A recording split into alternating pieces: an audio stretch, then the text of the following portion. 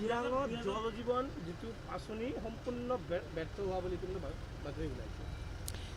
এই কাৰণে আজি এজন এডিশ্যনেল এছপিক মাতি পেলাই এজন পঠাই দিলোঁ।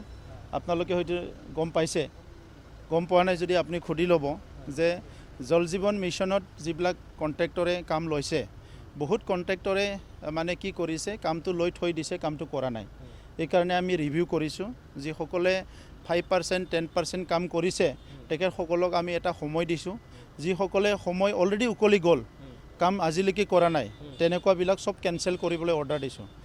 কাৰণ ইতিমধ্যে প্ৰধানমন্ত্ৰীৰ এটা আঁচনি, যিটো নেকি আমাৰ প্ৰধানমন্ত্ৰী ডাঙৰীয়াই দেশৰ মানুহক বিশুদ্ধ খোৱা পানীৰ যোগান ধৰিবৰ কাৰণে তেখেতে এটা আঁচনি এনাউন্স কৰি পেলাই এতিয়া এই কামটো চবে গুৰুত্ব সহকাৰে লৈছে।